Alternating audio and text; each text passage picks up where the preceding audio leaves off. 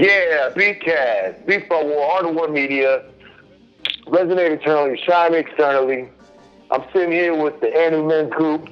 The mission of the Anu Men's Group is to create a new standard and raise the bar for manhood by connecting, strategizing, and doing the work with other like-minded men. Anu Life Global, under the tutelage of Chief Yuya. Like, subscribe, share, comment. Today we got some nice topics to talk about today. How the light gets down with the dark side. Presented by the Anu Men's Group. Right now I got Brother Randy, MGC, father, motivational speaker. Charles, author of Coaching for Black Men. Zach, life coach and influencer.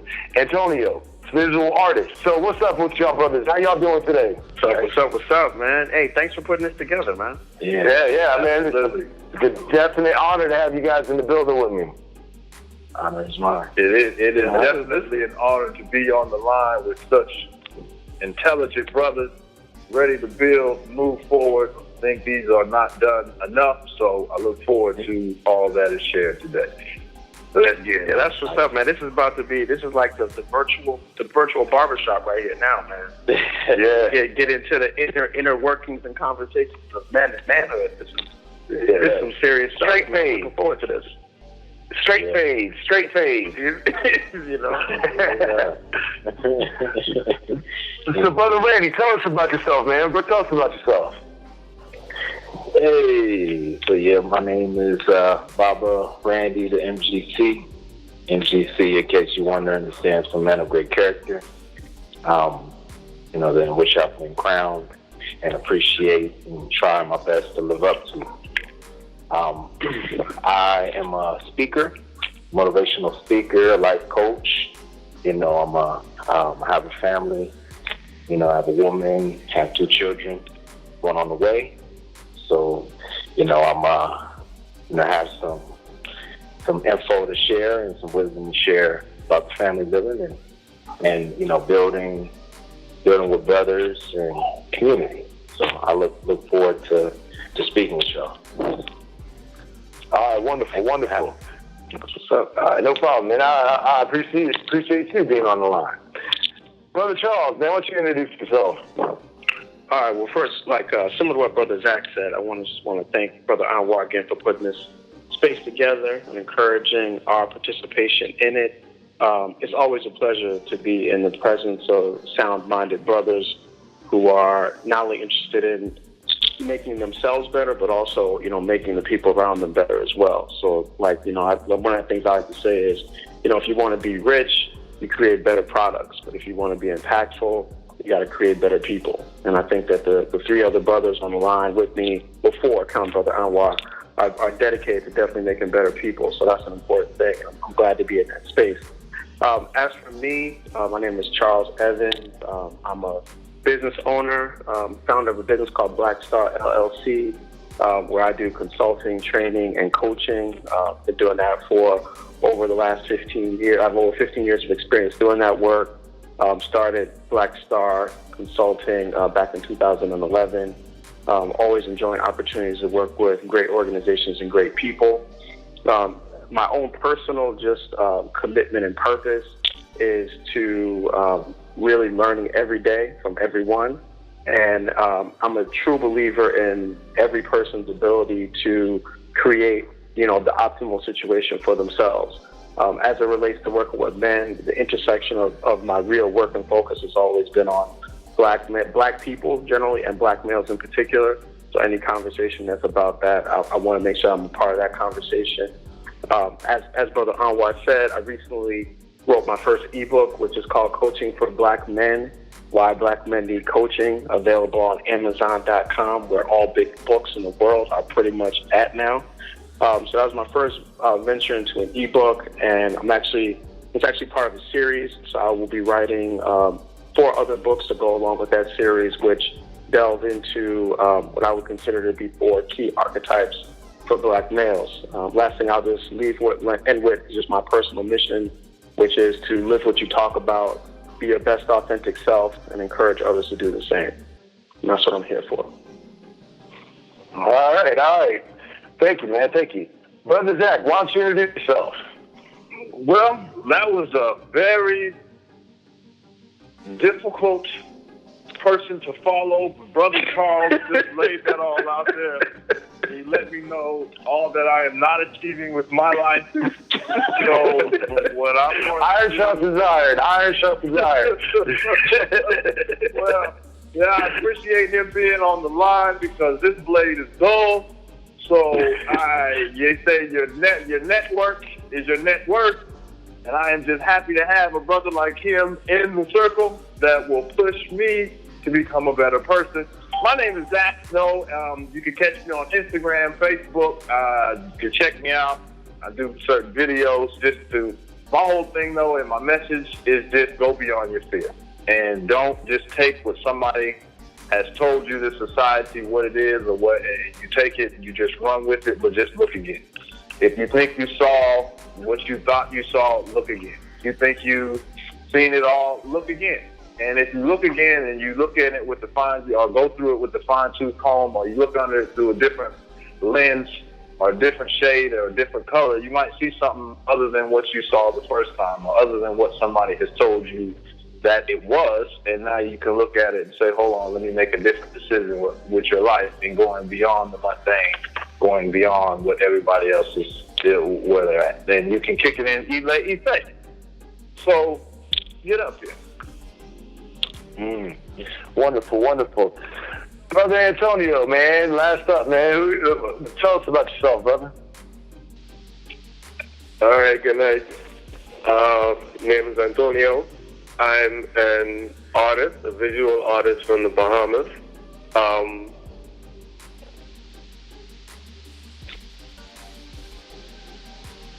I've actually never been in a space like this, so this is kind of new for me. So I appreciate you, Brother Anwar, for creating this space and inviting us into the space. But yeah, I'm a visual artist. I'm also a poet. I volunteer at the local theater as well. So I'm pretty much into entertainment stuff. Anything to do with entertainment, it interests me. And I've learned a lot from movies and plays and stuff, and I've learned that you can actually question the reality that you've been presented with.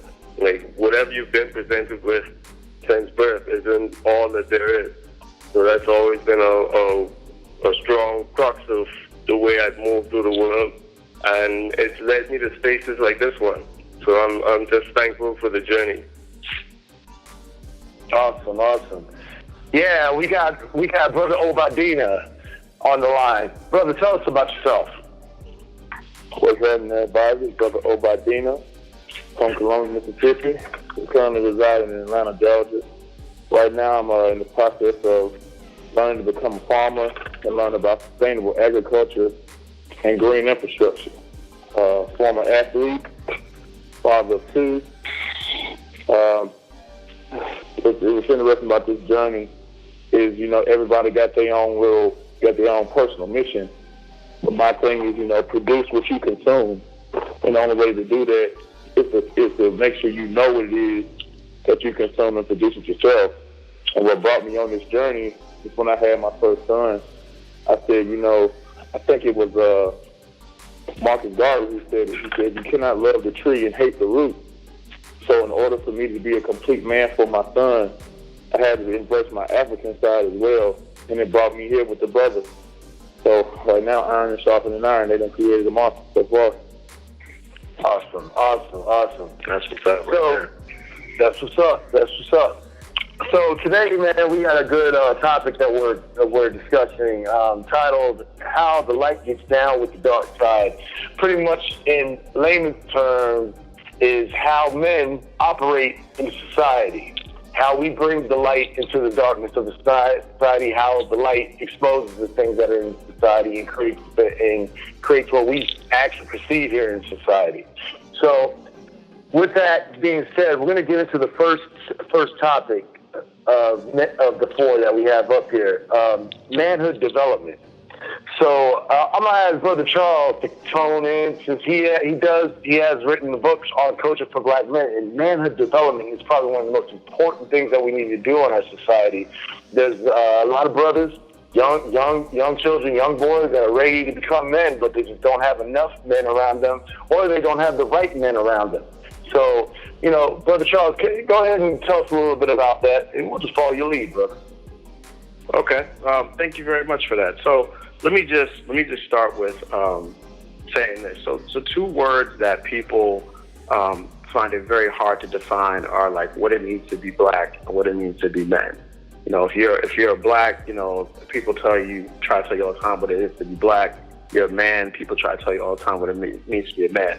I think it's very important, particularly for this title and this subject, that you define what it is to be a man, right? And so I'm going to start with just sharing what my definition is, because I think it'll work as a good segue to talking about what I want to say today.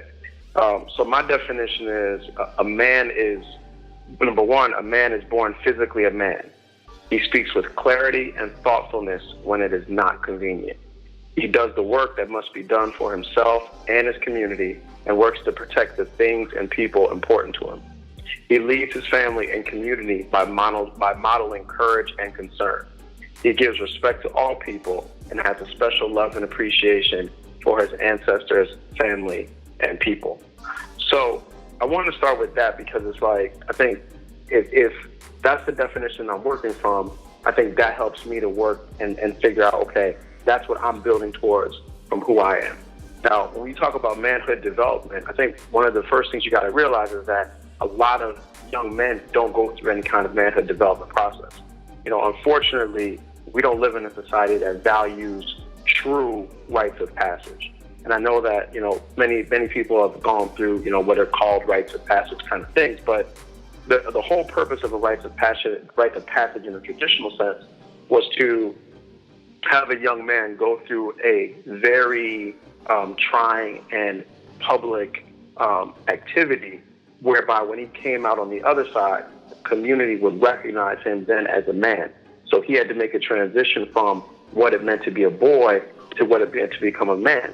And to become a man meant to kill what it was to be a boy.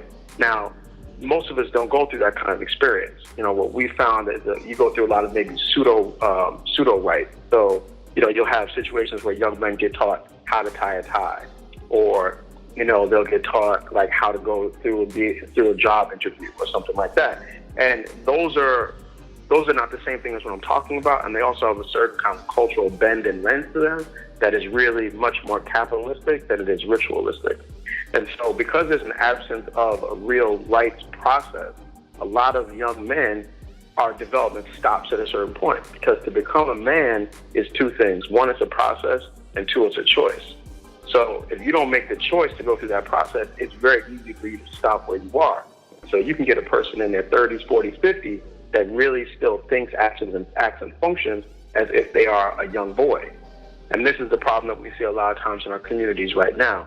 We see grown boys that are taking on the roles and responsibilities of what men are supposed to do, but they don't have the ability to do that because they haven't gone through a true process, right? Now, we're a little bit at a disadvantage, not even a little bit, we're a lot at a disadvantage because a lot of times we don't have access to the systems that can help us to develop that sense of manhood for ourselves. But the good thing is that there's a lot of information that's available. There's connections to people. There's connections to people like the ones on this call right now. There's connections to someone like a Chief Yuya, people who are on that path and who have guided other people through that path and can help you if you are willing to take that first step.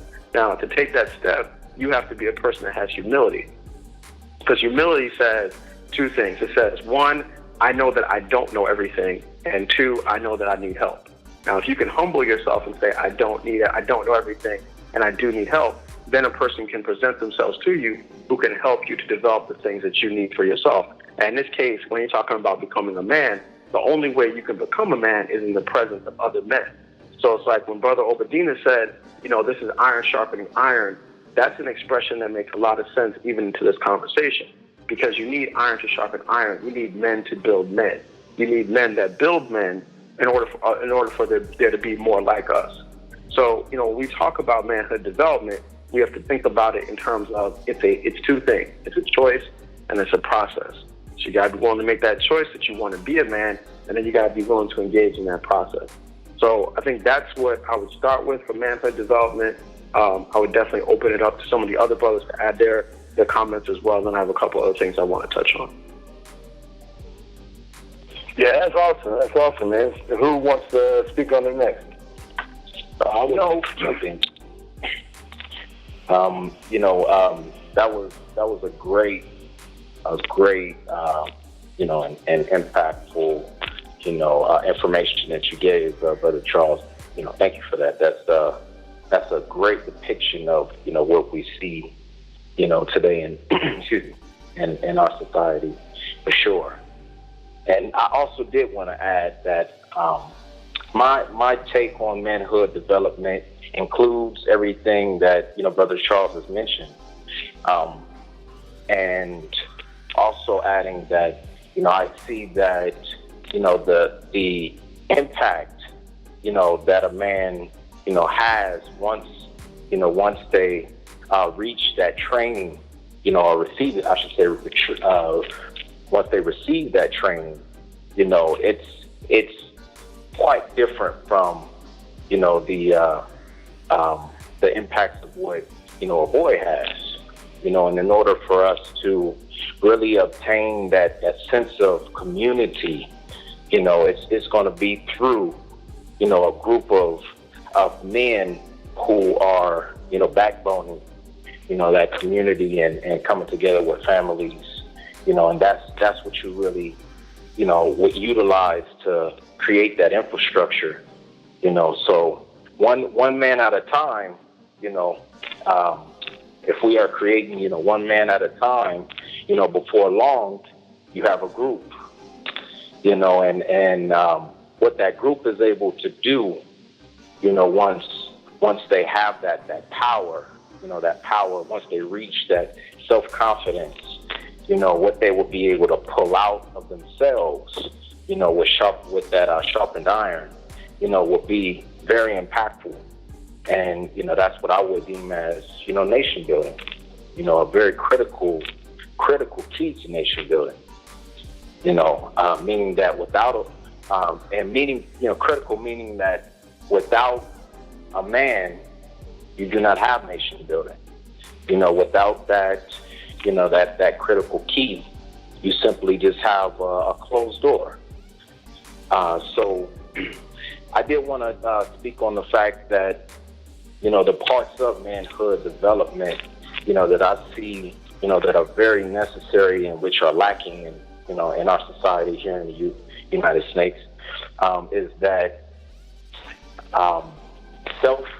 developing a self-confidence, organization, organizational skills,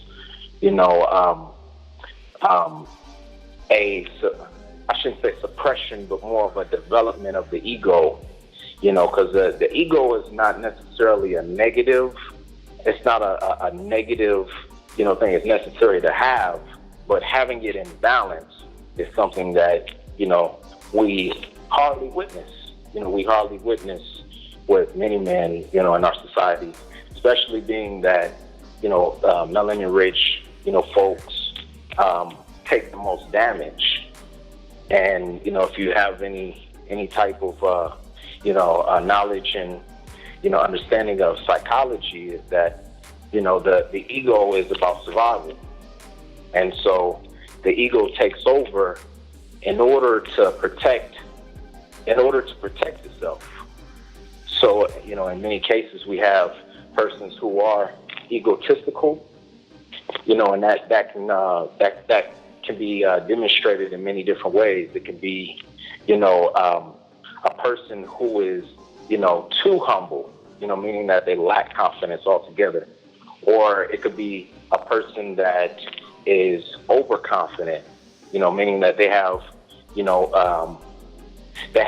a unreasonable, amount of confidence in their abilities without the evidence of being able to prove it. Prove that they're able and capable. And both of those is something that we see, quite prevalent. So, this is definitely a great space to bring awareness, and not just to bring awareness, but also bring forth a solution, to the woes that we see, that's in our day-to-day lives, to bring out, the fact of the matter that, we need men. We don't need grown boys. We don't need, the immaturity that, surges. We don't need, all of that really serves an ill purpose and creates really a large number of sickness, in our communities. So that's all I wanted to add for, the topic of manhood development. I appreciate that. Brother Zach, I heard you trying to jump in, so go ahead and drop it down. Well, it was, I wanted to ask Brother Charles a question, if that's okay. Here we go. Let's do it. Yeah. I want to make sure I heard him correctly. That's all. Before we move on. When you said at the beginning, you was like, your definition of a man, did you say is born a man? Yes. Well, I'm saying, good question. Born male. Good question. Good. Okay. I just want to make sure I heard you correctly. Yep. Yeah, because one of the things when we just talked about manhood, and I think both of them covered it very well, is just, I think when we just speak about entitlement.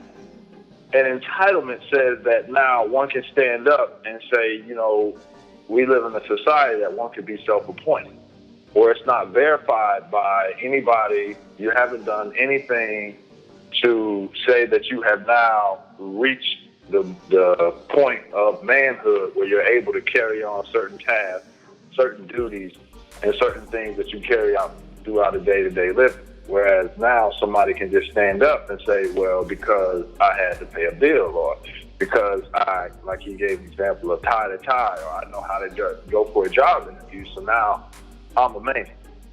But at the same time, now we got to make the distinction and the difference between what is a man and what is a male, because everybody is born a male, like you said. But now, what is the difference between now one becoming a man?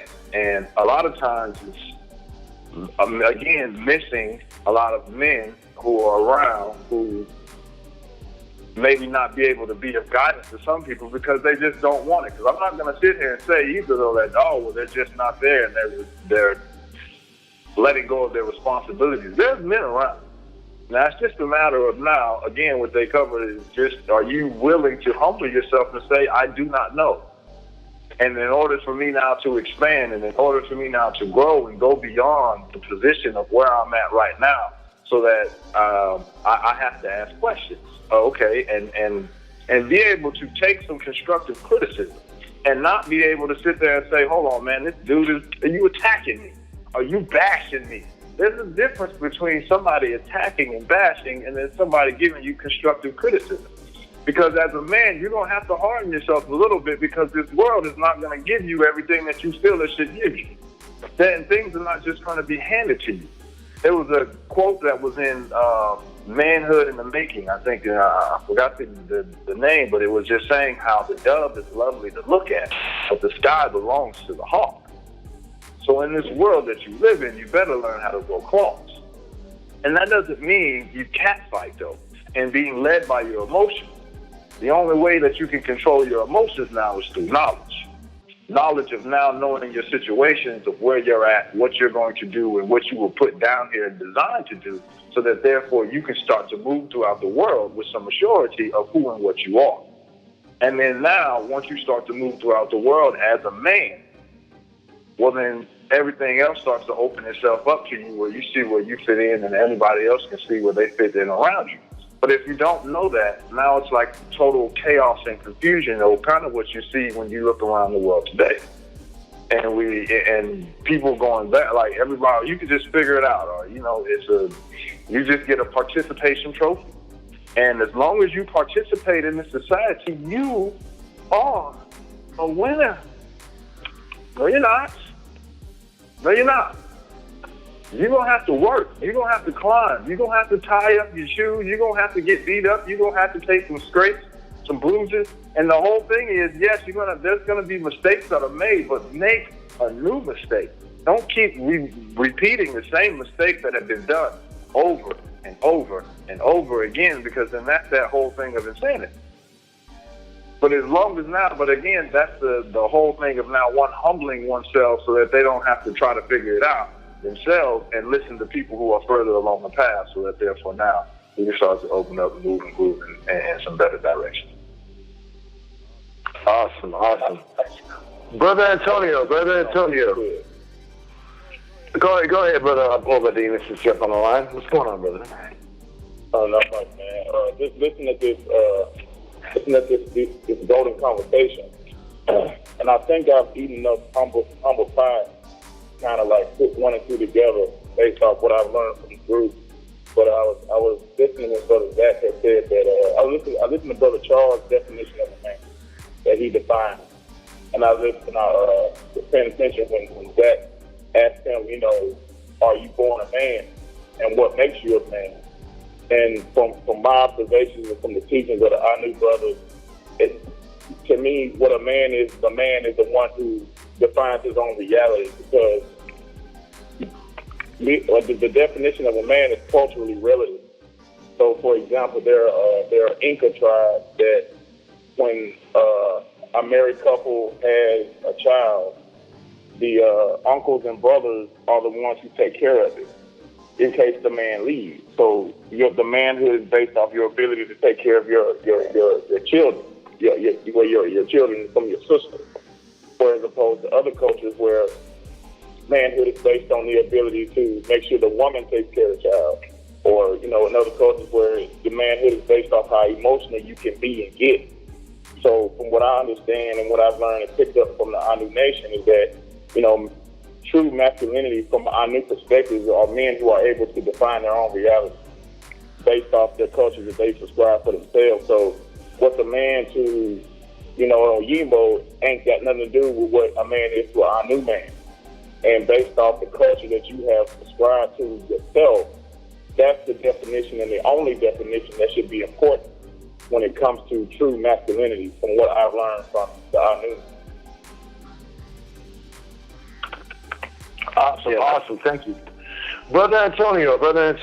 So do you have anything to add on to it, brother? I wouldn't say add on, not just yet. But I really appreciate the wisdom from the elder brothers and your perspective, because like we were mentioning earlier, iron sharpens iron. So I really appreciate being in the space with you all. I like how Brother Zach caught it. One of the things the chief always says is that a man's gonna know how to listen. So I like how you caught that. I didn't even catch this piece. But in terms of listening and in terms of humbling yourself and actually defining what a man is to you, I definitely like to keep echoing Chief's message about what a man is supposed to do, the 3 P's: protect, provide, and preserve. You protect your own, the things that you love. You protect, you provide for your family, and you preserve your culture. And one of the issues I see with manhood nowadays is that nobody has a culture to protect. Everybody's just kind of out here freelancing, and they get ticked off pretty easily because of that.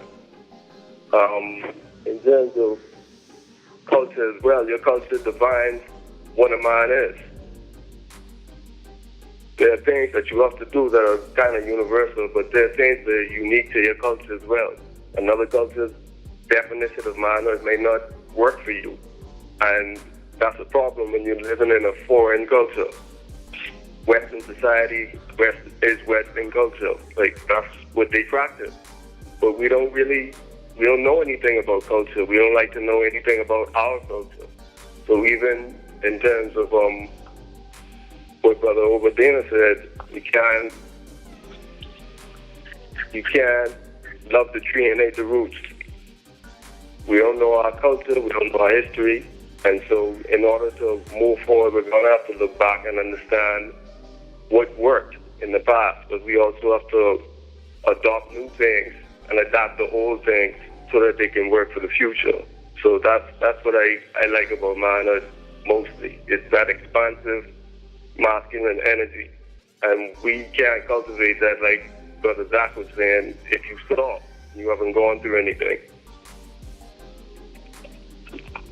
Cool, man. You guys covered a lot right there, you know. And so I really give thanks to what you just said there, Brother Antonio, because that was one of the things I was going to mention is that, you know, one of the things that I've grown, as I've grown, was to establish my own culture in my household and provide covering. And we have a covering model here in Manhood, umbrella covering, where the male is the umbrella, and everything inside of that umbrella is based for support for the family structure.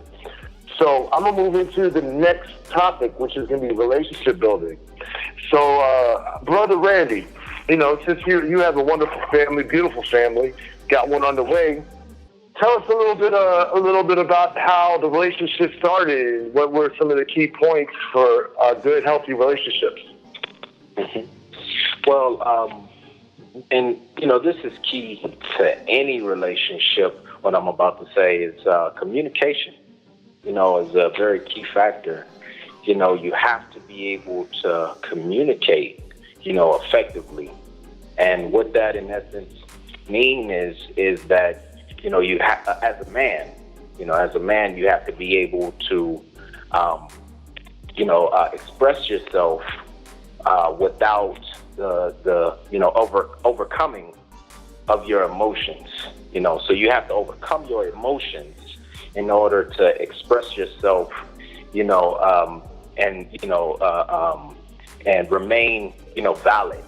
You know, the moment that, you indulge into that emotionalism, you now disrespect yourself, and which, disrespects, everything and everyone underneath that umbrella. So, that's something that, I was able to communicate certain things and certain concepts, to her that, allowed me to, maintain my manhood and maintain, my identity. And once she, once she had an understanding of what it is that I was about, my principles, my character, that was enough to sway her, to give herself, and give her faith, into, my purpose. And, that manifested into a Trinity. So now we have, children who are also, sorry. Yeah, speaking of child, you speak of a child and then they show up. Go upstairs. Now. All right, so yeah, you once you have, that Trinity, you have offspring who will now model, after, of course, if it is a female, then, her direct, correlation will be, her mother. That's her direct reflection, that she will model under. As I have, two boys, I am the model, which, so now comes like a new thought process in my head once I had a Trinity, was that I now have to be even more, invested into myself, as a man, because now I have, two children who are now modeling, themselves after myself. So, that was also a motivation, on top of, me wanting to expand myself, wanting to indulge into, becoming the best me I can be. So, relationships, they're very important because all of them reflect, a side of you, or reflect, something about you, and that ability to sometimes humble yourself, that sometimes you have to humble yourself and just receive, what it is that your reflection is, you know, and not fight with the man in the mirror. Because, you know, the children, my children, as they are sons, sometimes I see things in them, and it reminds me of a flaw or of, you know, a lack, you know, that I'm needing to correct. So, you know, and it's not just with the children, but they are a strong reflection. So that they're one of like the key reflections. You know, also your woman, you know, tends to reflect you as well. So sometimes, you know, you might get a little upset or get a little, you know, frustrated at something that you're seeing, you know, that she's doing. And sometimes you have to sit back and look at yourself, you know, and say, well, am I doing that? You know, am I giving that off? You know, is she just reciprocating the energy that I'm putting out? You know, or is my energy cured and I'm giving to her, and this is just something that she needs to work on? So, you know, all the time it's always, you know, a give and take as far as with, you know, we're building a family. You know, they're giving me something, and I take that and I give it to them, you know, and it, you know, vice versa. Usually I'm the starter, you know, I'm the spark. Usually I give first and then they reciprocate and give back to me, you know, in one shape or, you know, shape, form or the other. So, but, you know, I've learned to value those relationships, you know, with others, like the men on this call. You know, I learned to value, you know, my relationships with the persons inside of my community, because each and every one of them has something to give, you know, even if they're full of hate. That's still something. That's still energy. You know, that's still something that they're giving to me, you know, and sometimes even the hate, when refined, you know, can, you know, come out to be a diamond, you know, in which I've proven that in my past, where someone has said something foul or ill about me and what I'm attempting to do. And I refined, you know, that expression, you know, that they are, you know, refine those words that they gave to me, though. And even though they had ill intent, it motivated me to now take that and build upon what it, you know, build upon what it was that I was initially, you know, working towards. So, you know, every person has something, you know, to give, you know what I mean, towards, you know, your manliness or your manhood. You know, it's up to you to you know, be humble enough and be wise enough to, you know, have the ears to hear and the eyes to see. I like how you expanded that the topic from relationship building, and not only just dealing with our family, which is the most important thing, is our families and building families, but also dealing with like the relationships within the community. You know what I'm saying? So I like how you just brought that there. Brother Charles, would you like to add to that? Yeah, thank you very much, man. And I really do agree with a lot of what Brother MGC was talking about, particularly, I think, like when he was talking about the communication part. I think a lot of times we underestimate the value of communication and how much that matters in relationships. And then also the part where he was talking about how when you see like tension in the relationship between you and the woman, thinking about what energy are you reflecting, or what, if she's reflecting you, what are you putting out? So I think that's a very high level concept for people to think about and consider when they look at relationships. I would just say for me, one of the lessons that I've really learned in my years of marriage is that, and it kind of gets back to what we were saying with the manhood part, is that, you know, like I don't think as men, we're really socialized to operate effectively in relationships. And what I mean by that is that, you know, we live in a culture that promotes a set of behaviors and attitudes that are designed to make sure that you're not going to be able to stay with somebody for a long time. And so what I mean by that is, like, if you think about the music you listen to, it probably reinforces an idea of, you know, go out and get as many women as you possibly can. If you think about like the commercials you watch, or the television shows you see, even if you see people in those situations that are married, they're cheating on each other left and right. It's a culture that promotes, destabilization and dysfunction. And it really wants you to be as individual as possible while you give the illusion of being with someone. And I think one of the things, and I think that's what I see with a lot of brothers, is that we struggle with how to be and how to operate in relationships. A lot of my friends got married young. They got married in their 20s. All of them were divorced by the time they were in their 30s. And some of them have gotten remarried since then. But I've seen the emotional, the psychological, the familial cost of not really knowing how to be in a relationship. And I think part of that for men is that we're not socialized properly to do that. I also think that you have to be very careful about what your preconceived ideas of or what a real relationship is going to look like.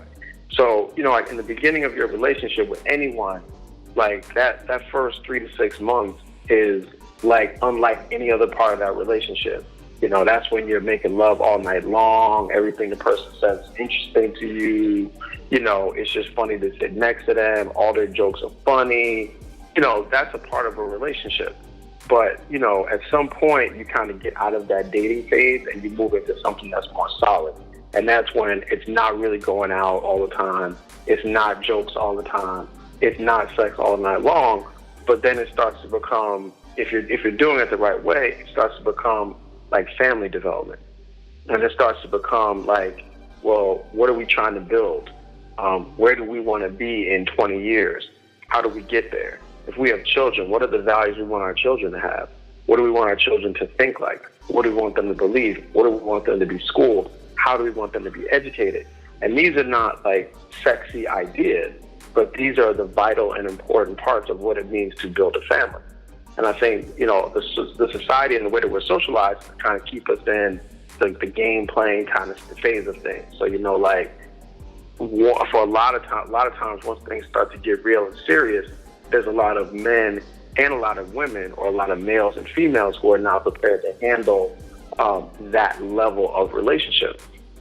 One of the things for me that I had to just personally learn was I had to do a reassessment on how I thought the roles and responsibilities within the house should be handled. Because when I was growing up, I grew up in kind of that idea where it was I don't want to be taking care of no woman. She got to come to the table with something. I got money. She got to have money. We'll have money together. This kind of idea, that sounds good and maybe looks good on paper, but when you try to apply that to a real life situation, it might not work as smoothly. So, for example, you get into a serious relationship with someone. You get married. You have a family. You have a home. If both of you are out making money, the house is going to suffer. And somebody's got to take responsibility for what happens inside the home. Somebody's got to take responsibility for what happens outside the home.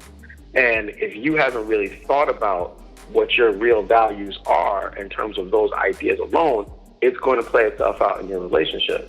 So for me, what I found was I had to really take a step back and realize that, I do want to have a woman who is professional and who is smart and who is, able to not only create money, but also save it and use it effectively and for the benefit of the family.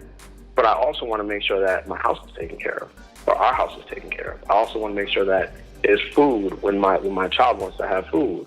So it's I had to also then reassess that and work with my wife to reassess that as well.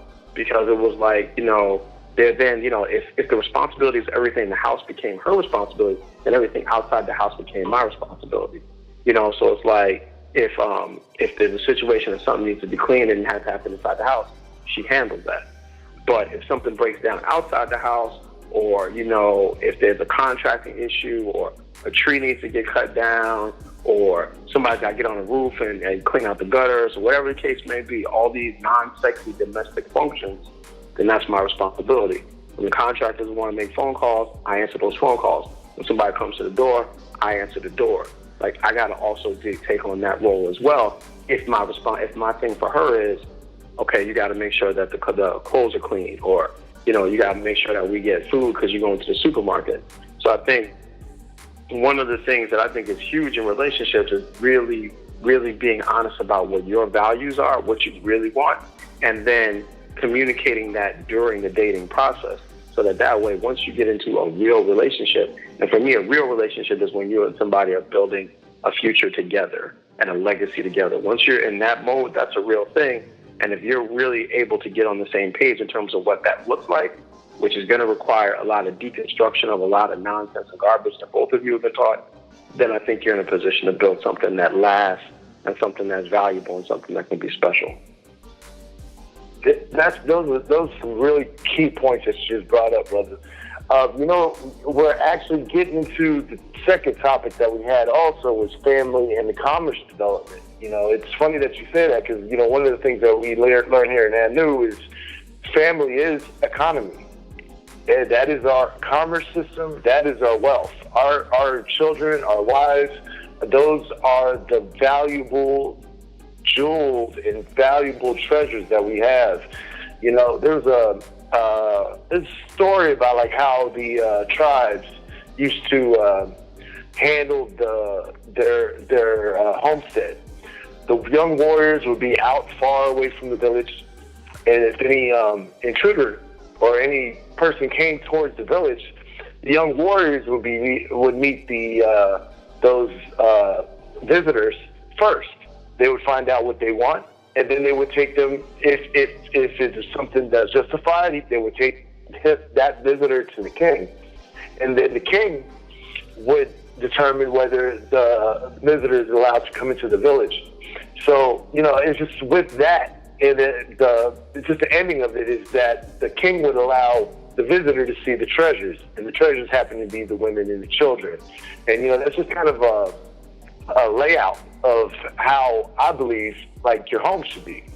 Minus the fact that we don't have young warriors all the way a mile away from the house. But, the main thing, like Brother Charles said, is I'm answering the door, period. Everything that's outside, I'm making sure that the protection system is there before they can see my treasures. So, just to add on to it, I think it's good that we kind of just use both of those topics of relationship building and going into family and commerce development. I think that's a good standing point for where we're at. So, Brother Zach, would you like to add anything on to this? I was on mute, sorry. There was it covered some great ground, and I think a couple of things that I picked out from what both of them were just building on was one of the main things I heard Brother Charles just speaking of is communication. And being able to communicate exactly where it is that you're at and where you're moving towards when you meet somebody and are courting them or whatever it is, that the phase that it is, and not fall in this whole daydream of, well, because I'm trying to hit it, well, then now I need to drop some of my principles or drop some of whatever it is that I'm doing in order to now suffice whatever it is that I think she may want to hear.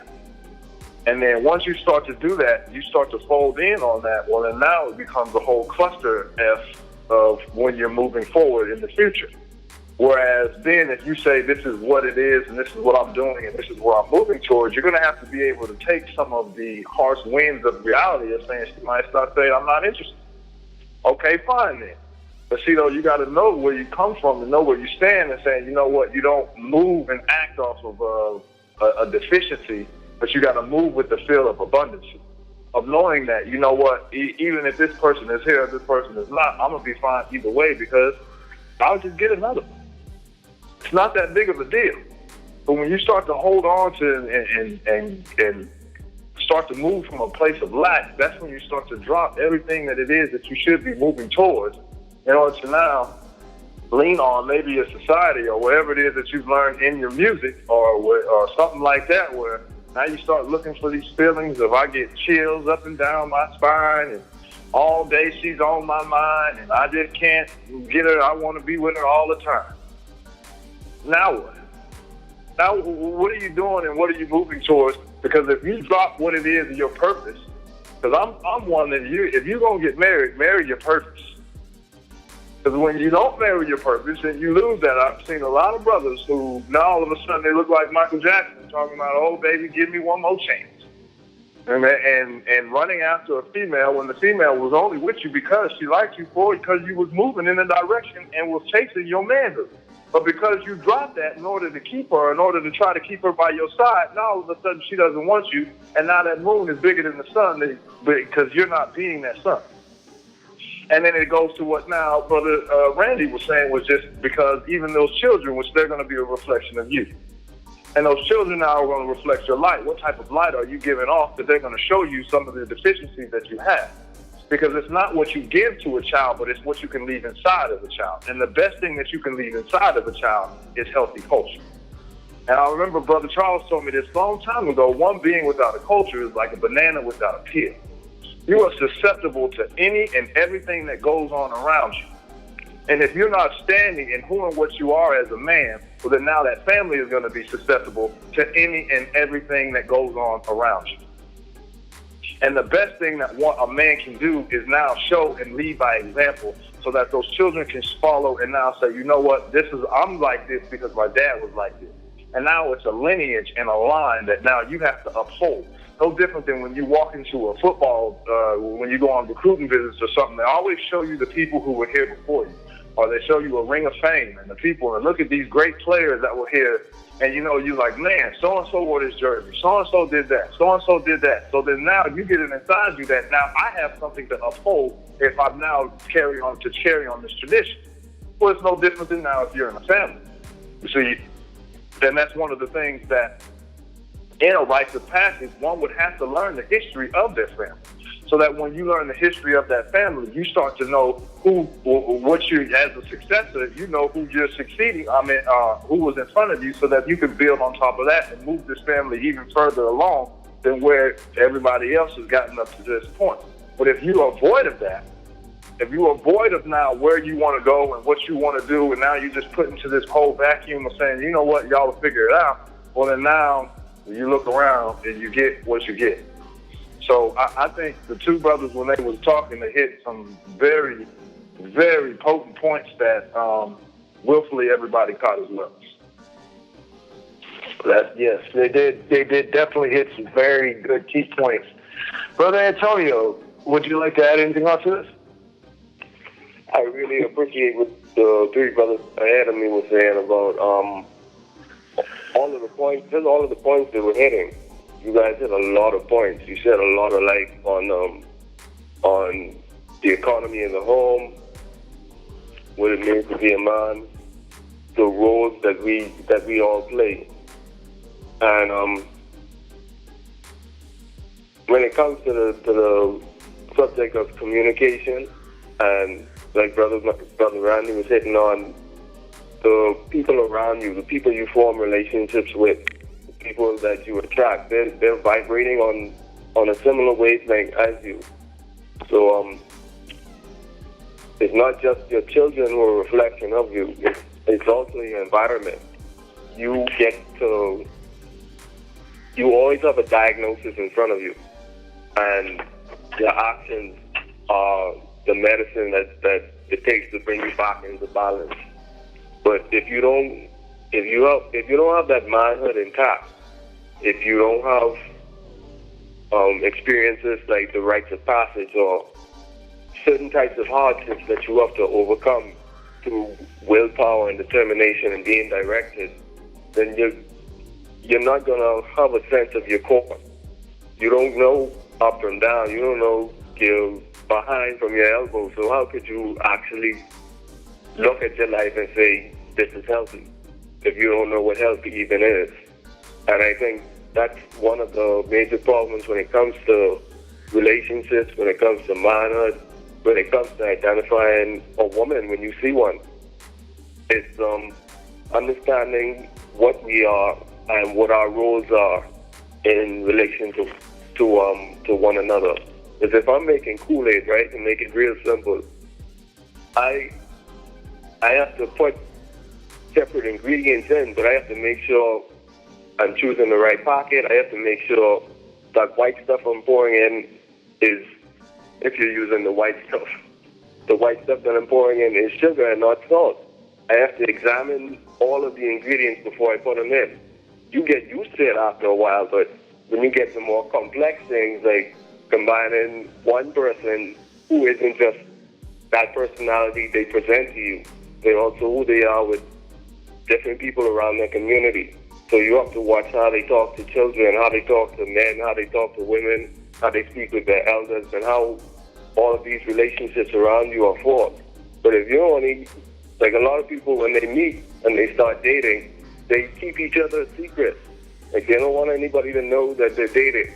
The community doesn't know who you're courting with. So that's why you have a lot of people messing around because they play all these shady, evasive games. A man is going to be directed. A man is going to say, hey, I want you. This is what I'm into. I want to build something with you. So sometimes if a woman sees a man and she wants to get down with him, she shows him like they call them the choosing signs. She starts showing signs that she actually respects you, or she starts offering you things, or she makes an effort, and it's almost like she's pulled into your orbit. So these things happen whether you realize them or not. You're always forming relationships with something, with someone, and if you're not aware of it, then you're going to create chaos because you won't understand the dynamics between you and another person until you rub each other the wrong way. And then all of a sudden, all of that lovey-dovey stuff goes out of the window and you're at each other's throats. He's punching holes in walls. He's destroying his property. All of this chaos happens because we don't know what a man is. We don't know what a woman is. We don't know how the light and the dark meet, like the topic of the show. So that's what I wanted to add to that piece. Awesome. Brother Obadina, man, tell us something, brother. Oh man, this what we got going on right here is absolutely priceless to me. It opens up so many different light codes in your conscience. It is real out. But what I was thinking, in the process of all the brothers was giving a breakdown is cattle. When it comes to a breeding program for cattle, is the true value of a bull is, does he have the ability to reproduce himself? Like, you could have like let's just say an Angus that's 1,300 pounds on the hoof, perfect conformation, the alpha in the herd, but every calf that he grows either has a very low birth rate or a high birth rate or high birth weight. Like they're too big to deliver, or they come out lame, or they have poor joints. So it's the value of a stud. Anything that's horse, dog, cattle, sheep, is the ability for them to reproduce themselves. So from the perspective of a man, is can you reproduce yourself and your family? That's your true value. So you have, in order to reproduce yourself, you have to go into your breeding program or your training program with a plan already, knowing that, okay, this is how I am. I want my son to be just like me. Why do I want my son to be just like me? Because I'm effective.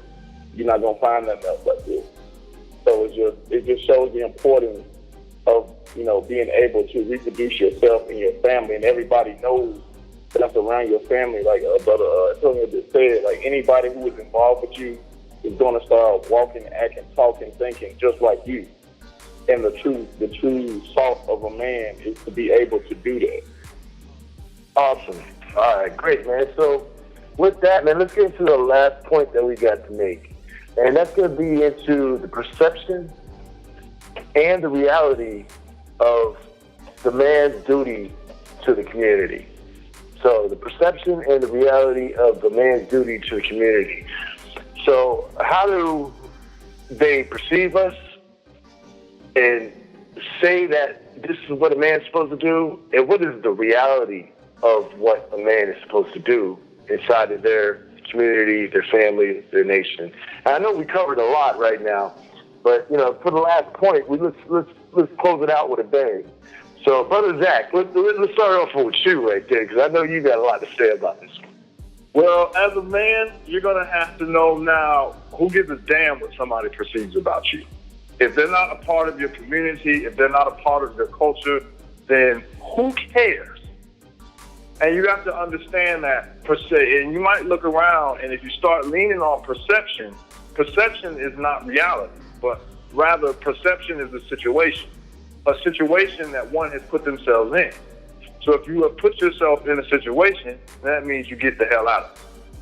And a man is going to stand up, and he's going to pave the way, and he's not going to think now, which in this moment, but he has to think linear. You got to start thinking, just what Brother Obadina said is, now you got to have a plan. And if one doesn't have a plan, or as the saying goes, if one has no plan, then one plans to fail.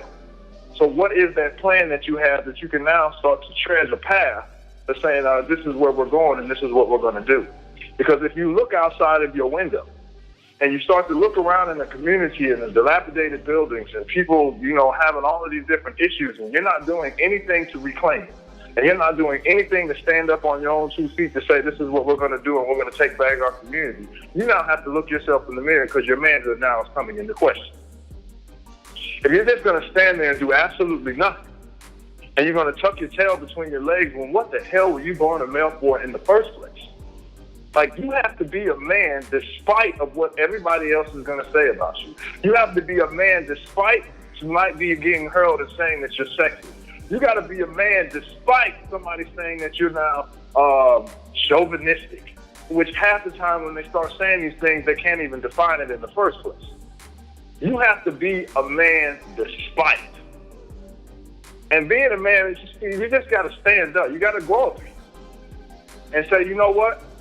This is what I came down here to do, and this is what is going to get done. Now, that doesn't mean that you're not flexible and mobile in your plan and your action.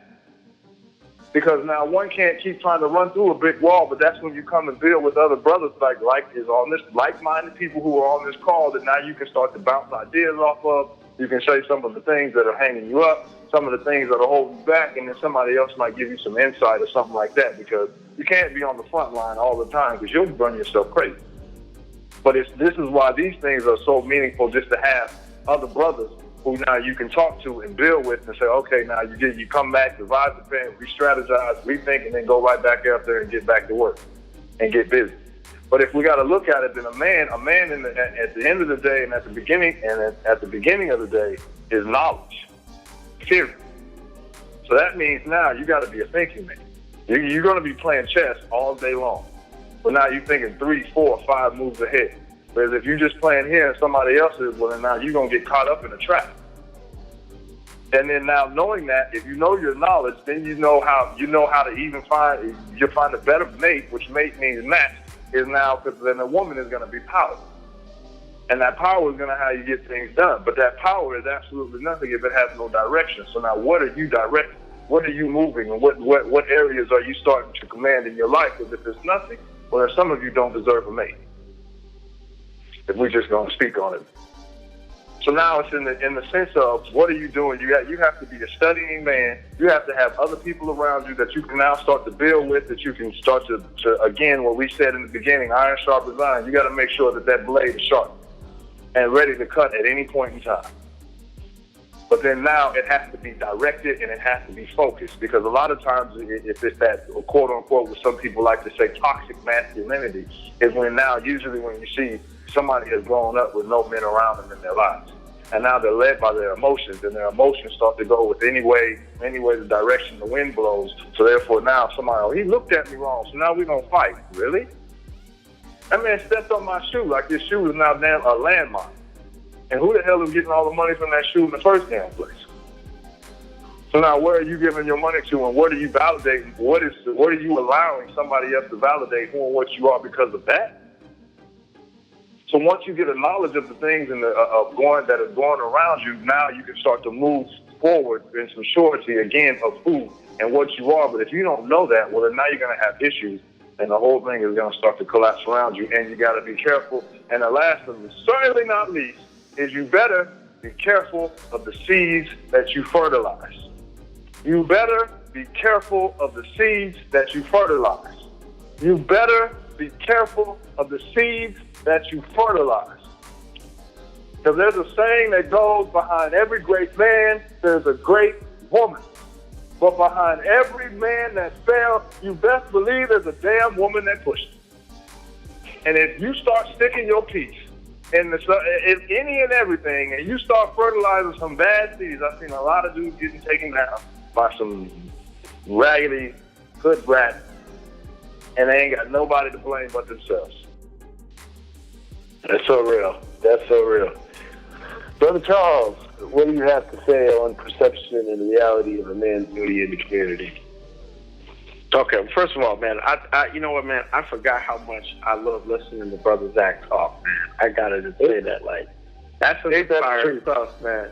Yo, Brother Zach is like the righteous C.T. Fletcher, man. Like, I'm not saying that C.T. Fletcher is not right, but if he wasn't, then Zach is the righteous version of that, man. Zach, you should be doing like those little motivational, like, YouTube clip videos that people like play right before they like go out to like do something great, because that's what it sounds like every time I hear you talk, man. So that's a beautiful thing, man. Let's see, just in terms of the question at hand. So Brother Zach said something that I agree with 1,000%, which is that the role of men is to be defined by men.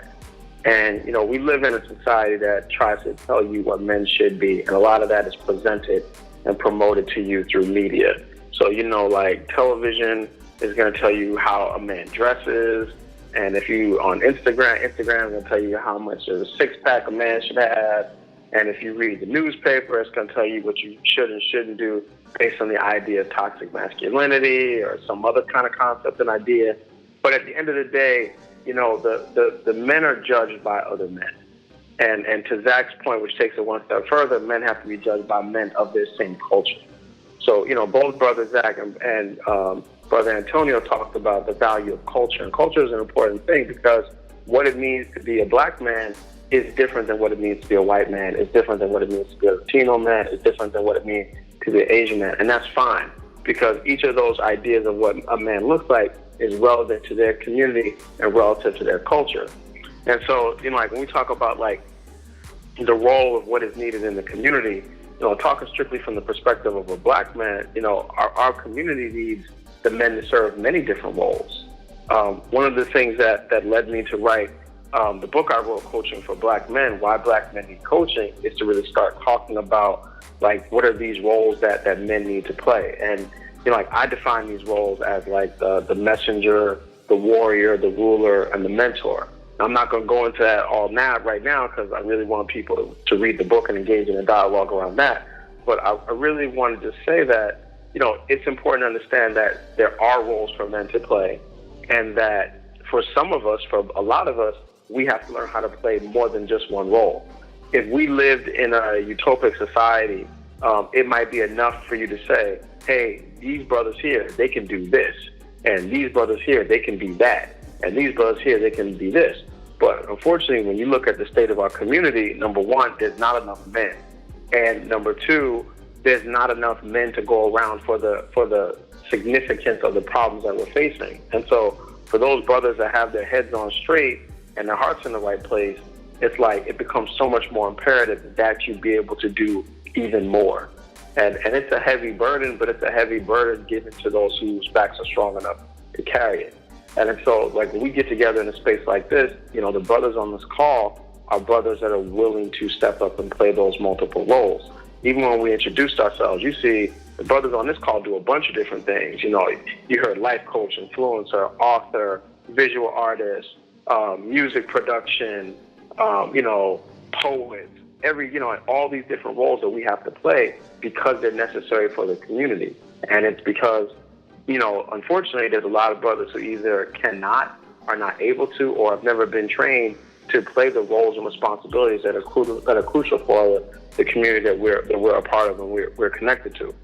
So, you know, I just think that, you know, one, this is an important conversation. Two, this is something that we should probably revisit on a regular basis because, you know, every day, you know, the problems get worse because people don't really step up and do anything about it. And so this is one sense of what can be done about it, this conversation. But then the other part of it is that the brothers on this call are involved in doing something. So when this call ends, all these brothers go and they go to the farm, they go to the community center, they're at the library, they're at the gym, we're out, we're present, and we're doing this work. And that's an important thing because the community's got to see you. You got to be active. You got to be somebody who's reliable and credible. And your credibility is established by your actions and your words, but not just your words. So, I mean, that's what I would say as far as the man's role in the community.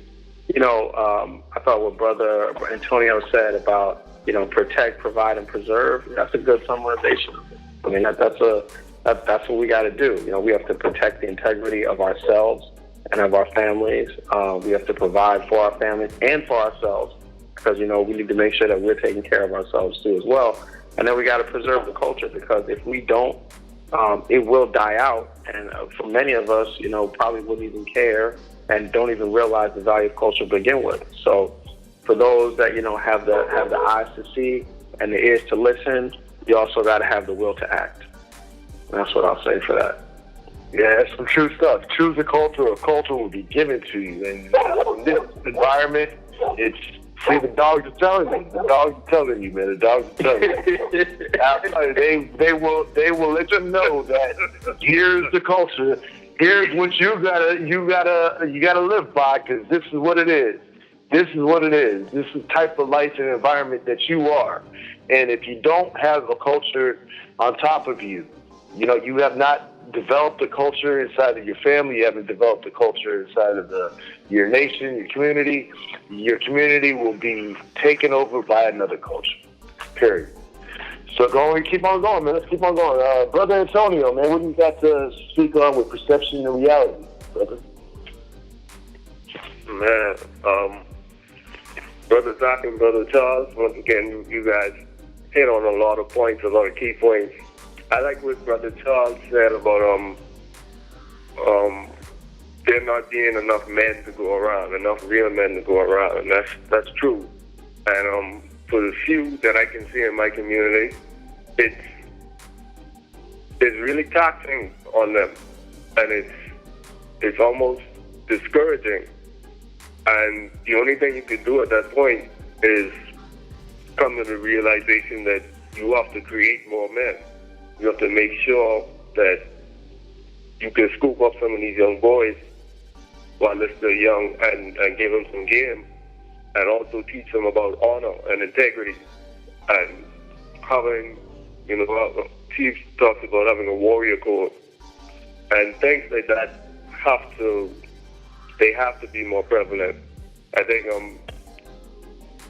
everybody reiterated in one way or another that these calls, I wouldn't mind having more of these calls. Like, we got to keep the conversation going for real, because things like this need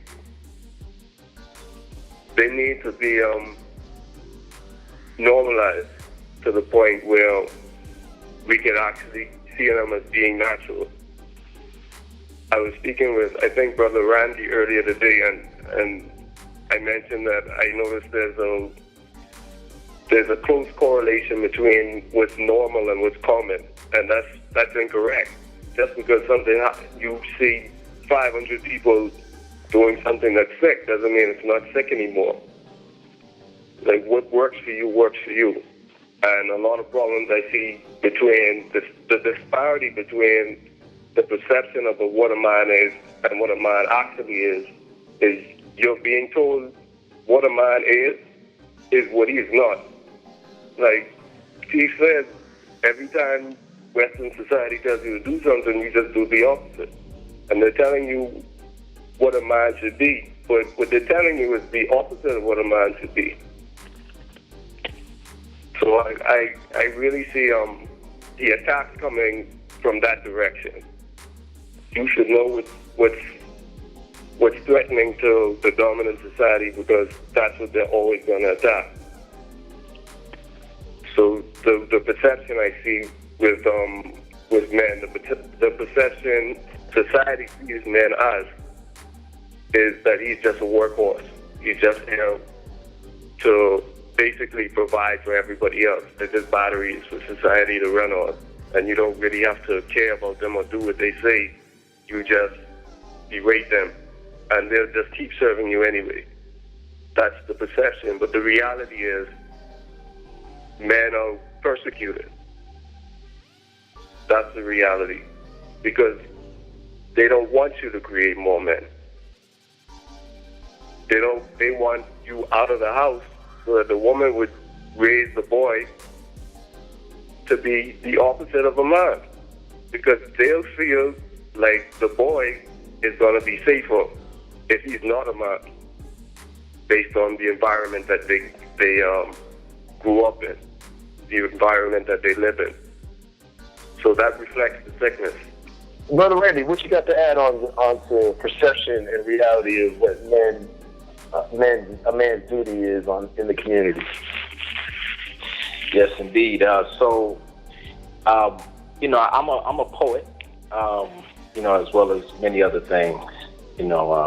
Words describe me but don't define me. So I like to, take a second to maybe give some poetic reasoning. So, as Brother Charles said, we all are doing the work. This is a forum, which you have many men who are, doing the work. We're active. I like to think of myself, as I wake up every day and I attempt to attack, my purpose. I like to think of myself as the solution to the question, or the answer to the question. The solution to the problem and the answer to the question. So when, when the persons in society, when they have their different issues and, their different conflicts, that they're facing, I like to present myself as, as being as capable as possible, within my abilities, to be the solution. Not meaning that, I'm Superman and I can do every and anything, but in a sense of that, I am capable, as a man, and my definition of a man, is a person who is able to, solve, where there's solve any type of devastation or any type of lack. So even if I'm not the direct solution, I can speak forth the solution using my wisdom, my knowledge, and understanding. So, I like to think of myself as that, and I like to say, this is a form in which you have many men who also are aggressively attacking, their purpose as well, in which, like Brother Charles was saying, us men, we're doing things in the community, so we're developing our character, so you have all of these different, character traits: respect, generosity, optimism, discipline, trustworthiness, loyalty, integrity. You have, honesty. You have all of these different character traits that, help to describe, of what a real man is. And persons would see that, if you're actually, out there and you're doing the work, persons will see that. They will see that if they have eyes to see. Those that are senseless, they don't have the ability to sense, so they may not be able to see or feel or hear. And, those persons are, in another person's words, they're wasteful consumers. So this is not a, it's not for them. The information is not for them. Because for those persons that are not willing to help themselves, we cannot help them. So, that's, a man of concepts and that speaks of concepts and understands, concepts and constructs, has the ability to attack, their purpose.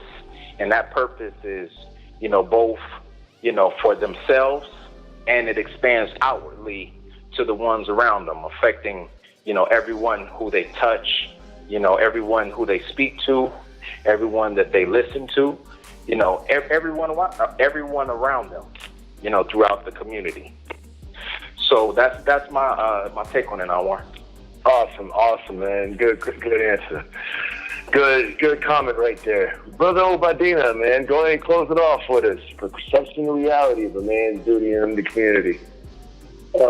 Man, like I said, I'm going to just share what everybody else said. It's something definitely we got to keep going. But I think one of the biggest things when it comes to men is that men must be depolarized. Like manhood is such a true manhood is such a dynamic concept, because you always have to have that balance between, knowing what's going to work for you, but also being able to roll the dice, be able to take calculated risk, but still, have common sense.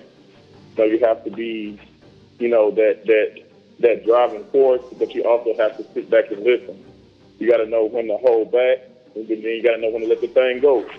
So it's just, being depolarized in every single thing that you do, and just showing people always be a fixed point in a center of depolarized balance. I think that's paramount, especially in this day and age where people are so extreme one way or the other. Either you are extremely over-the-top sensitive, or you're, so violent that you're worthless. You're so logical. You're so logical and structured that you stiff, or like TV, I would say, you're so heavenly minded that you're no earthly good.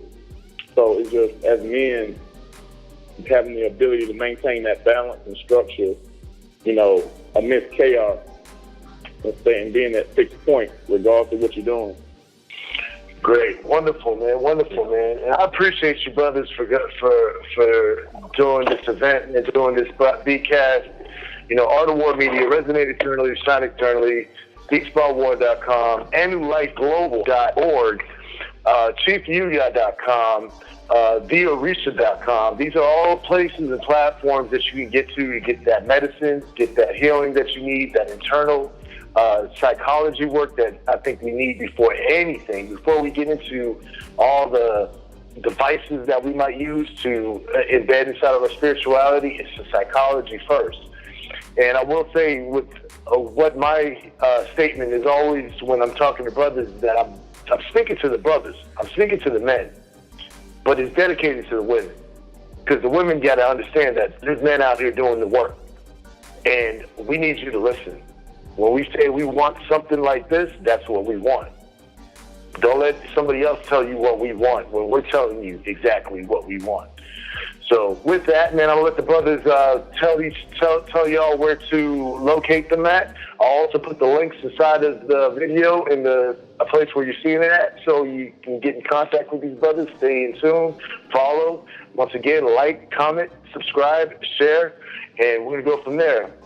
Brother Charles, go ahead and tell them your information. Okay, all right.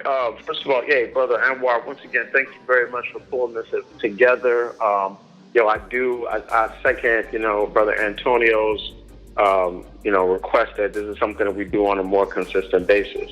So, if that's like once a month or whatever, I hope this is the start of something new. In terms of follow up with me, you can follow me. So on Instagram, the Instagram page is called Coaching for Black Men. Once again, the Instagram page is called Coaching for Black Men. And yes, I know I got to get on my social media game better than I have been in the past. That's a little harder for me to get out, but I'm going to rededicate myself certainly in the new year to making sure that there's more content there. Also on Facebook, the Facebook page, Coaching for Black Men. It's a group that I believe you can access if it's close to you. You can reach out to me through Facebook at Charles Evans.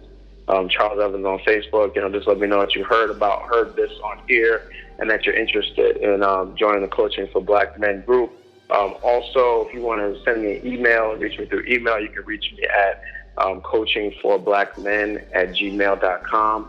Once again, on the 4 in Coaching for Black Men, is 4 like the number 4, which is for the 4 archetypes that I talked to you about before: the messenger, warrior, ruler, and mentor. And last but not least, if you're interested in reading the book and find out more about these concepts, visit Amazon.com, type in Coaching for Black Men. The book is called Coaching for Black Men, Why Black Men Need Coaching. It's part book 1 in a 5-part series of books. And also the next book, which will be a focus on the messenger archetype, will be out before the end of this month. So before the end of December 2018, that book will be available for purchase on Amazon as well. Thank you. Peace. Awesome. Brother Zach, go ahead and let them know. You can catch me in your neighborhood. I'm on Instagram, Zach Latimer, ZACHLATIMER, Instagram, Facebook, and that's it, man. I don't have a long laundry list like Brother Charles. I'm working towards that. I mean, every day we're going to put our best foot forward. But I'm easy now. All right, wonderful. Got to build. Hey, Brother Randy, man, go ahead and tell us your contact information. Yeah, you can catch me. Maybe you can't catch me, but you can attempt to. You can message me or find me on Instagram, YouTube. You can also find me on Facebook, all under the same handle, MGC Randy. MGC stands for Man of Great Character, so that's MGC. For Instagram, it's MGC_Randy. That's the only one that has, a little bit of, difference to it. But the other ones are MGC space and then Randy. So you can catch me on those platforms. Awesome. Brother Obadina, go ahead and tell us your contact handles, how they get in contact with you. All right, then. My Instagram is BLAQUELION41. That's Black Line 41 on Instagram, and on Facebook, it's Obadina Tucker, my name. Just a little shameless plug. We got our Ocean River Cleanup, Ocean Group Ebba, and Bembe. December 22nd, we're going to be in the Parker Creek watershed. We're going to be testing for dissolved oxygen, pH, and E. coli levels in the river while we're doing that at both the ocean. So check me out, Black Line 41, Obadina Tucker. Share Yen Kobale Ni Ere. Do the work, win with the results. I feel. Antonio, brother, give him your handle. I feel. My handle on, first of all, thanks again, Brother Anwar, for having this platform. I really enjoyed this. I really did. And thank you, brothers, for just being here. My handle is Hand of God 242 on Instagram, and on Facebook, my name is just Tonio Smith, Tonio Smith. All right, great. I think we covered everybody, man. Once again, I appreciate it, and I think what I'm going to do is end off with our mission statement. The Anime Men's Group is in the building once again. Our mission statement is, the mission of the Anime Men's Group is to create a new standard and raise the bar for manhood by connecting, strategizing, and doing the work with other like-minded men. And I'm going to repeat that last piece. Other like-minded men. Not males, not boys, but men. All right. Resonate internally, shine externally. Beast by War, Underworld Media. Thank you. Have a wonderful night. Peace.